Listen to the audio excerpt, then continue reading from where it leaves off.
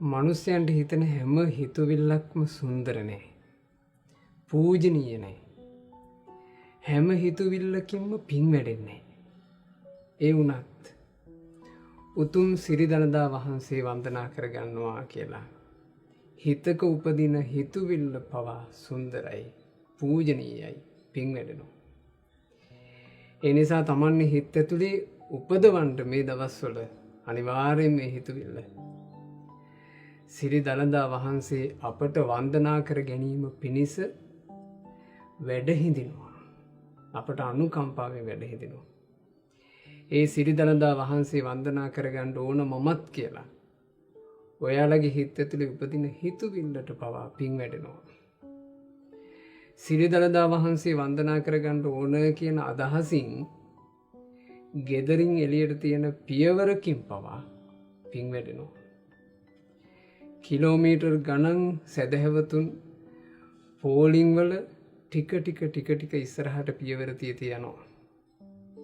ඒ පියවරක් ගානේ පින් වැඩෙනවා. මේ ජීවිතේ බොහෝම ටික කලකට ලැබිච්ච එක. මේ පුංචි මනුස්ස ජීවිතය ඇතුලේ උතුම් ශ්‍රීමත් දළදා වහන්සේ වන්දනා කර ගැනීම පිණිස දුර්ලභ අවස්ථාවක් මේ උදා වෙලා තියෙන්නේ.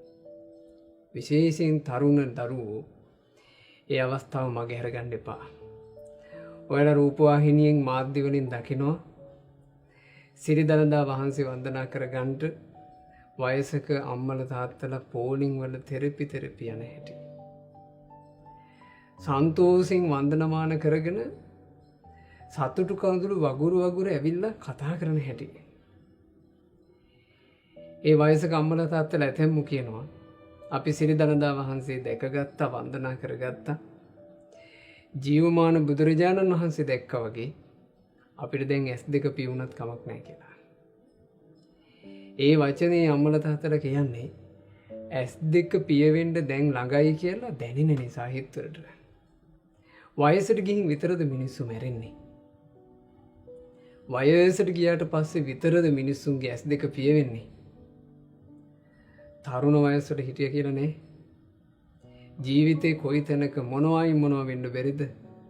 ඒ නිසා සිරිදළදා වහන්සේ වන්දනා කරගන්න ලැබිලා තියෙන මේ දුර්ලභ දින කිහිපේ ඔබත් උතුම් දළදා වහන්සේ වන්දනා කරන්න යන්න.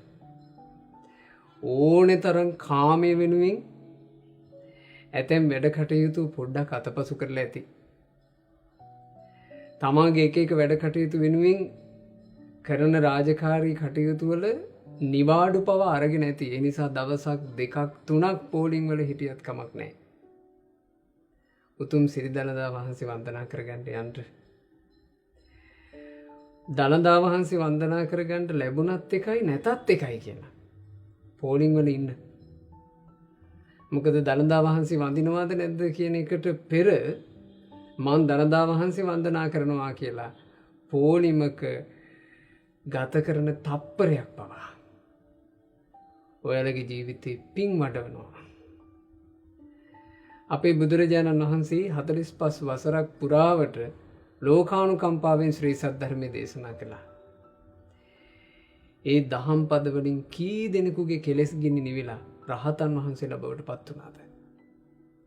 ඒ දහම් පද අහපු කී දෙනෙක් නම් අනාගාමී, සකදාගාමී, සෝතාපන්න ආදී මාර්ගඵල ලැබුවද? අදටත් අපේ ජීවිත, අපේ හිත් සුවපත් වෙන්නේ ඒ බුදුරජාණන් වහන්සේ පුරා 45 වසරක් දේශනා කරපු ශ්‍රී සද්ධර්මයෙන්නේ. උතුම් දළදා වහන්සේ කියලා කියන්නේ 45 වසරක් පුරාවට බුදුරජාණන් වහන්සේ දේශනා කරපු හැම දහම් පදයක්ම ස්පර්ශ වෙච්චි පූජනීය වස්තුවක්. ඉතින් ඒ බඳු උතුම් දළදා වහන්සේ වන්දනා කරගන්න ඕන කියලා උපදින හිත පවා ඒකාන්තයෙන් සුන්දරයි. ඒකාන්තයෙන් පූජනීයයි.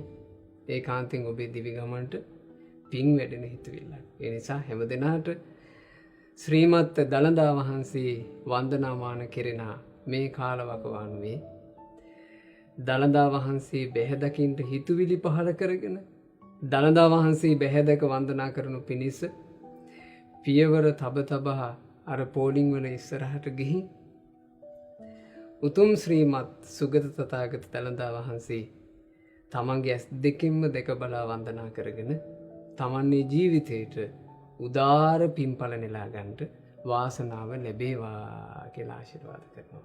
තෙරුවන් සරණයි.